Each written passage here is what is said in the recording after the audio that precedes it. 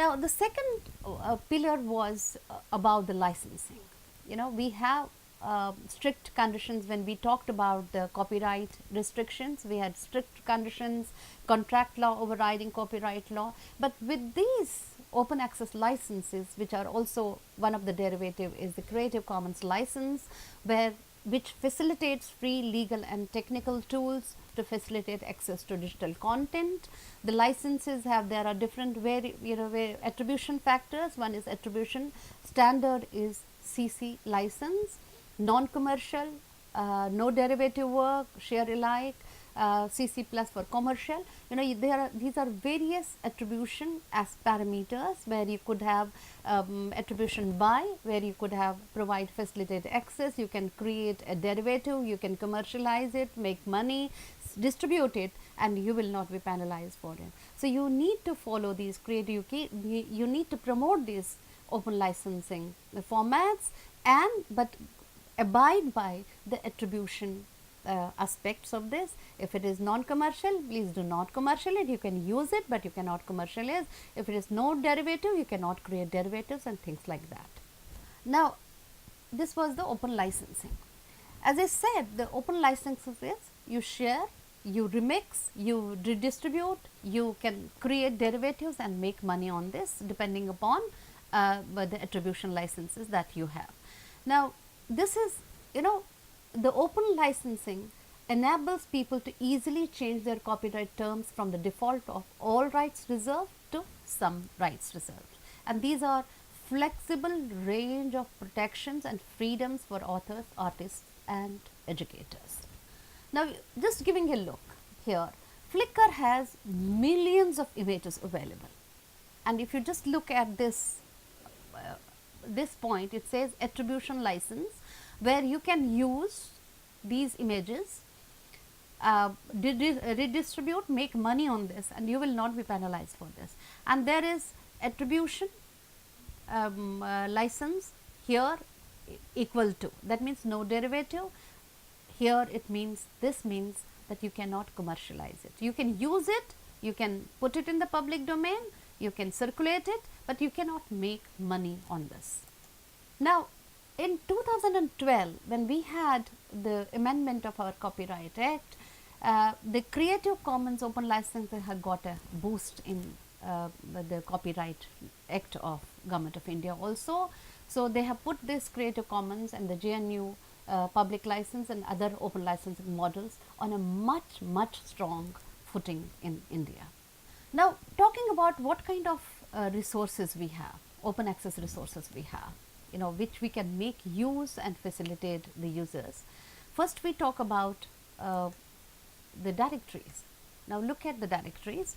There are a number of directories, directory of open access repositories, and some of these examples will take to show our users that how to access those directories and have free resources, which are peer reviewed free resources available for you to access and use for your researches.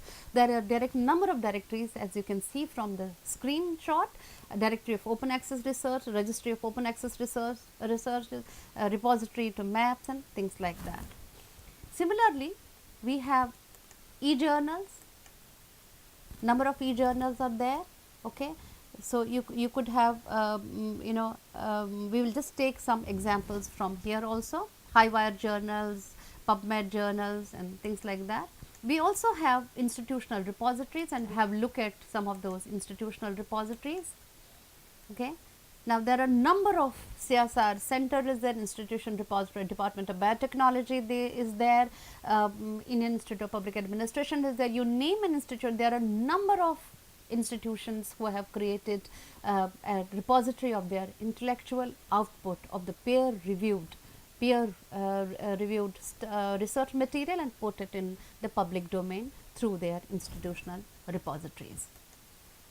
Now, similarly, we have e-books. There are a number of e-books that are available. Okay. So, you could have electronic books, directory of open access books are there, National Digital Libraries, there Digital Library of India is there, number of books repositories that are available where you have access to millions of books, and we will take an example of this as well. Similarly, open data repositories are there. So, you could just see at the national as well as the international level, number of repositories are there, OECD repository is there, and we will just have a look at some of these repositories. On the bottom on the right hand side of your screen, you will just see there is a URL. You can just access many more repositories and see what all open data repositories are available. E-thesis and dissertations, number of repositories. One is the Shodh Ganga is there, then there is National Digital Library of Theses and Dissertations is available, and these are the major resources of accessing the full text dissertations and theses. Now, there are other resources. One is the open access resources on education are there, number of resources are there that you can make use of. Or online patent databases are there, you can make use of. There are standard sources, national resource and for global standards are there. There are subject gateways are there, you can make use of them, they are on specific subjects. If you are looking for a specific subject, you can just click on one of these resources and get requisite material for your research endeavors. There are open educational courseware, open courseware, number of these resources are listed here. You could say video resources, search engines, which are scholarly search engines, which can give you a galore of information that is required for your research purposes. The aim is to show that what kind of resources are available, so that a researcher can easily and effectively access the resources that are required for a given piece of research. Now, there are also some partial open access initiatives, for instance, commercial publishers like Elsevier, Royal Society Open Science, Royal Society Gold Open Access, Sage, Springer, Taylor and Francis and things like that. They are partially open because part of their resources are available for public domain, which we can also put as part of our institutional repositories, and part of it is commercial because they have the business interest as well. That has to be appreciated. Now, coming to the examples of the Directory of Open Access Journals. Here DOAJ, you will see that there are millions of records available, and just look at now what is the, you can access the journal through keywords, or you can pick up a journal from the journal list, search, get your stuff. When you have your stuff, it is available at doaj.org. Okay, you are searching something, so you are getting resources. Now it says that you have got so many articles on this subject that you are looking for. You can view the abstract or you can have the full text. Generally 65 to 70% of the DOAJ journals are with full text, remaining are up to the abstract level, and that information the user can get when you are accessing. For instance, here it says view abstract or view record, view text. That means it is available full text. Now, the abstract is here, you can just click the full text and you can get the full text of this particular article. Now, there are around 10,000 journals that are available and searchable at article level. These are from 123 countries, and there are 2,500,000 articles available at the full text search level. Similarly, there is another database which is called Oyster, which has now been procured by OCLC, and you have access to this through OCLC database as well. This is millions of records are available in the public domain. You can search. Okay, say for instance, as I gave a search on good governance, it tells me there are so many articles, and you can have the full text articles as well. Similarly, I talked about the National Digital Library of India. You can just find it at ndl.iitkgp@ac.in. So, there are thousands of resources available here. On the left hand side, you could just see the resource type, the subject domain, the featured sources, news and events, around 600,000 resources available. Similarly, you could just have there is Internet Archive. Again, millions of books are available in the public domain here. You need to register. Registration is for free. Once you have registered, you can procure a book, you can read it online, you can get it issued also. There is another important resource which many use it. This is called the Governance Knowledge Center. You will have beautiful case studies in the public domain. You have the best practices available. You have document library. You have reviews about certain books and things like that that are available for free.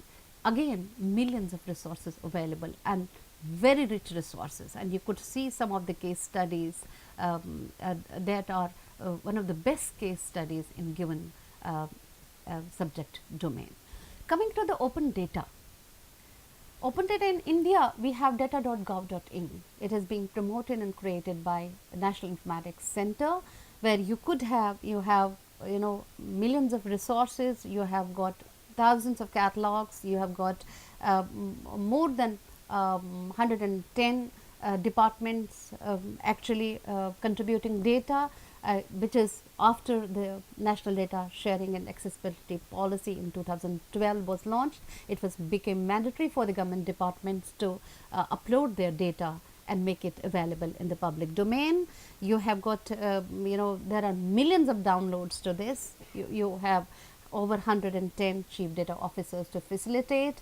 They will also, you can have the APIs, you can have the infographics here. If the infographic is not available, you can ask for the API from NIC.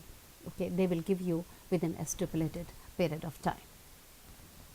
Similarly, there is the World Bank Open Data Repository, and you have millions of records for various regions, for various countries on different projects that are being facilitated by the World Bank. You can have access to those galore of information. It's a very, very good mine of information that you have here. So far as at the institutional level, of course, you can go to the re3data.org, which is Registry of Research Data Repositories. You can have a look and feel of what kind of data repositories are available and who has created them, how I can use these repositories, and how I can pull the data at the unit level and create new knowledge based on this. Now, ICSR data services are also there. Indian Council of Social Science Research has also created a data service which is based on the socio-economic data primarily, and the users, the researchers from all over the globe can use this data service, pull out the discrete data sets and join them together and create new knowledge. And now there is no more kind of delay in accessing the data, socio-economic data, which is readily available in the ICSR data service. Now, another important resource, open access resource, is the institutional repositories, which is basically the collection of data, peer reviewed data, which comprises the intellectual output of the institution. Now, there are many institutional repositories, and I will show you some. I talked about Science Central, which has been promoted by the CSIR. There are institutional level e-print archives are there, RIPEC research papers in economics are there. Of course, you can get a list of these, what all repositories are available through the Open Door, which is open directory of institutional repository, open access in institutional repositories. Now, just giving you an example of the Science Central. This is Science Central, which is basically promoted by the CSIR.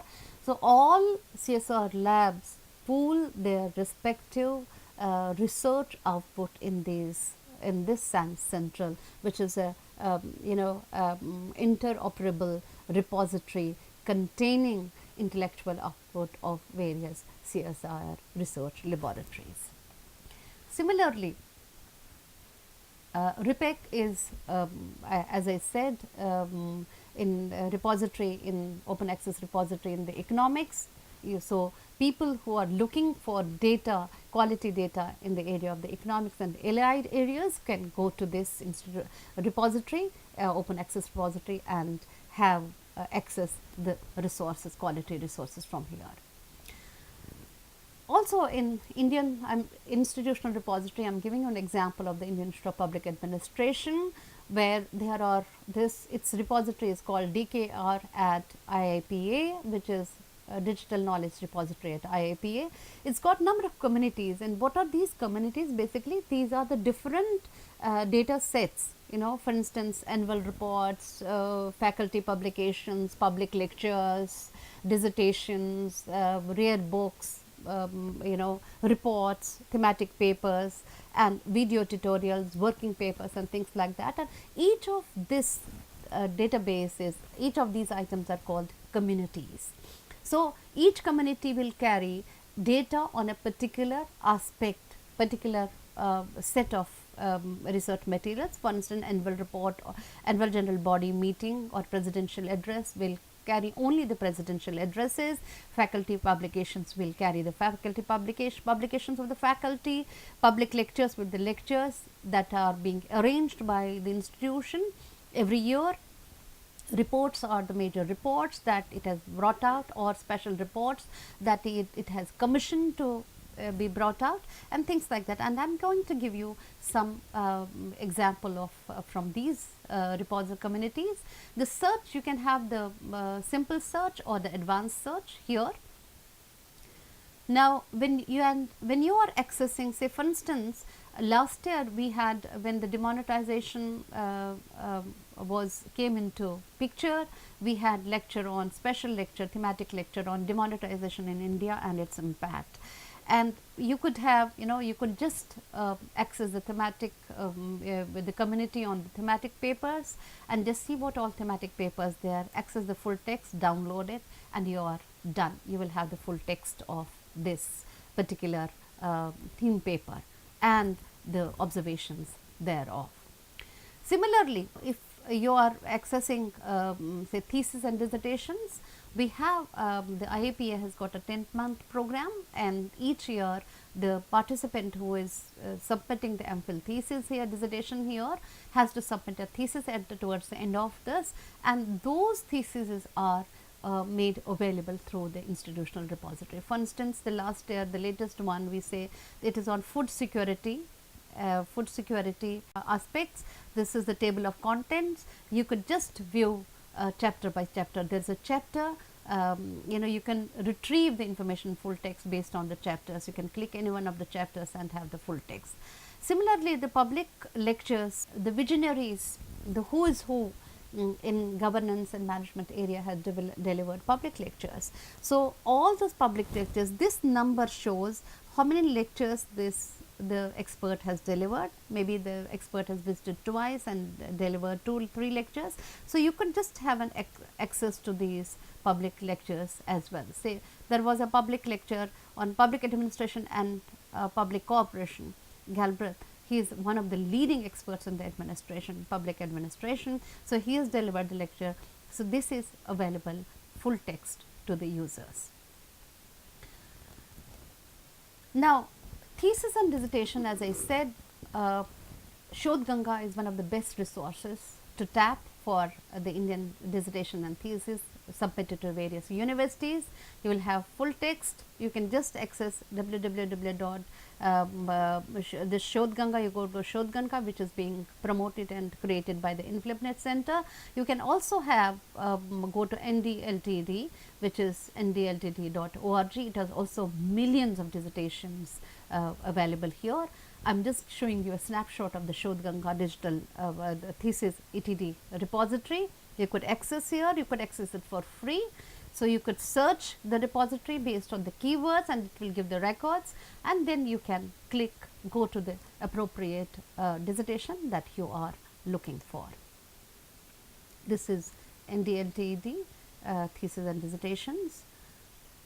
We also have other resources. At IAPA we have also done you could have OA compliant harvesting services also, where you could facilitate unified search in virtual environment. For instance, we have done there is one harvesting service which is called OKHARI, which is open access harvesting service at IAPA. What do we do is that we have identified certain open access resources which we want to harvest, which we have indexed in our harvester. We have, and we want to download whatever new record has come to that, so that our users can access it. So, this is based on the public knowledge PKP harvester.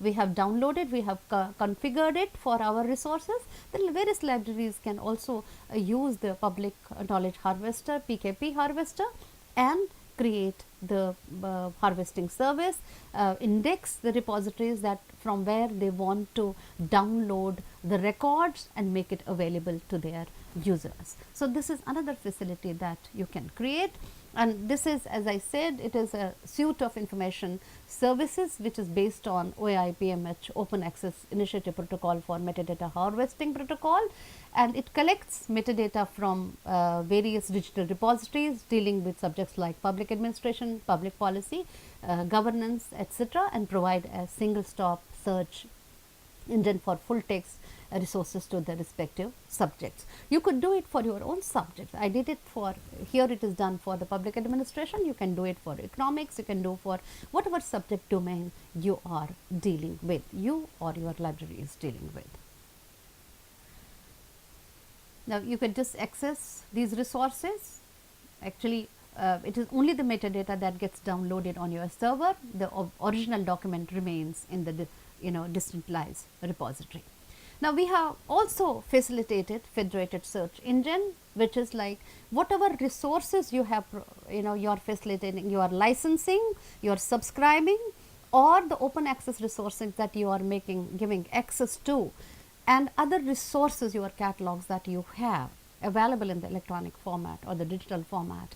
You can index them and then facilitate single through open URL for accessing resources. You can facilitate access. So, for instance, we use the CUFS knowledge base, we use COBOT for link resolver, we use DBWiz for federated search engine. And when you are making a basic search or advanced search, you can select the resources that you want to access, or you can select all resources to fetch the requisite information. This search engine, the federated search engine, will facilitate access across the resources, millions of records that your library facilitates as a one-stop shop search element. So, federated searches facilitate you access across resources, across databases, across the materials that are available. And if you create, it's a very simple way to create the federated search wizard. Now, here you can access and the repositories across resources. These are the resources, say for instances, that are available in a given library. So, they have been indexed. You can select all of them, or you can select some of them from where you want your data to be retrieved or your information to be retrieved. Similarly, libraries are also facilitating crowdsourcing platforms for democratization of knowledge. And when we say crowdsourcing of information, we make use of the social networking tools for the crowdsourcing. For instance, at IIP, we created Wikipedia that gives information about the library and other resources. Okay. We have also facilitated, the term papers that our MPhil or the upper program participant create, and they are available there. So, through social media, you could kind of promote with the visibility of the resources that are creating.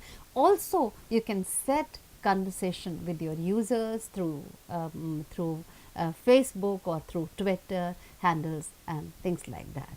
That is possible by using the social networking tool. Therefore, you are actually fostering democratization of the knowledge in true sense of the term. Thank you.